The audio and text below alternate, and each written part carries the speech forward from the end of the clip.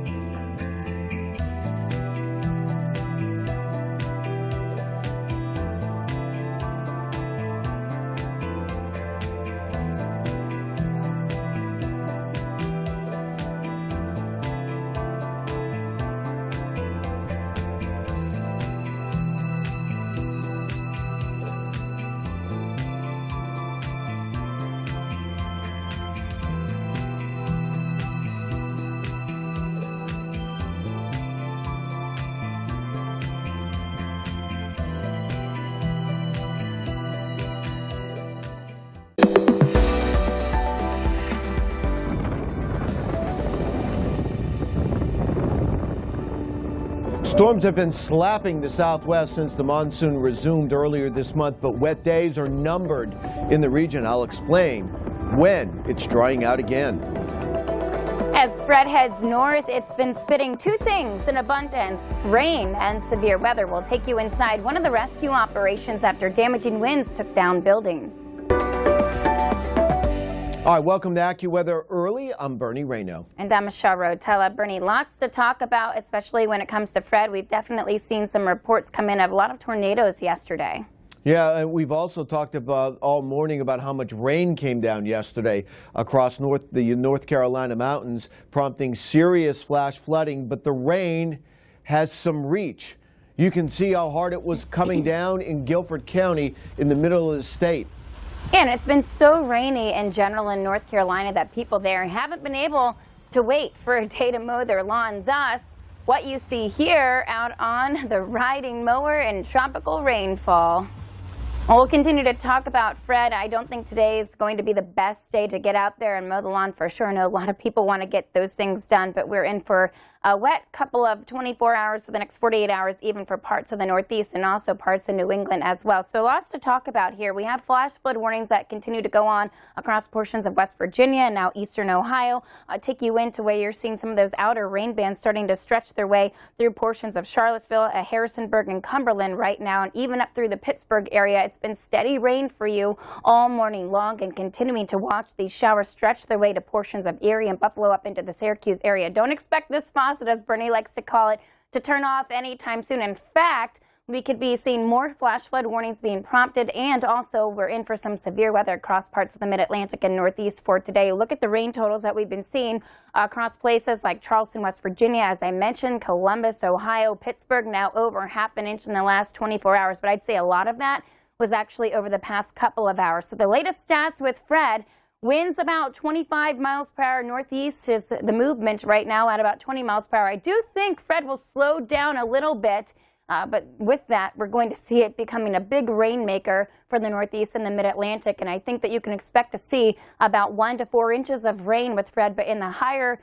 amounts, you're looking at an upwards of about 6 inches, and that could be found right along the spine of the Appalachian Mountains across the Blue Ridge as well, and Cumberland areas where you're looking into western Maryland up into Pittsburgh. You continue to see those flash flood watches that extend all the way past Binghamton and up through portions of central New York, and that will go throughout this evening, if not maybe being even extended. And that's because we could see those high rain rates too. A lot of moisture in the atmosphere, and on top of that, we're dealing with this upper level energy from Fred. So as that starts to work its way to the Northeast, prepare to see some of that severe weather, especially I'd say, after 11 a.m. things could start to get going here. We do have a slight risk for severe weather that includes portions of the D.C., Baltimore area, anywhere from I-95 west out there to Frederick, Maryland, extending up through the State College area and just south of Binghamton. We have a good chance of seeing some of those flooding downpours, as I mentioned, isolated tornadoes, and you can bet we'll be dealing with some travel disruption. So this rain continues to shift to the Northeast for Thursday, and with that, we're looking at an AccuWeather Real Impact Scale of a 1,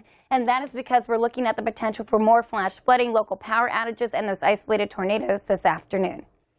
Well, this is something that you don't see often.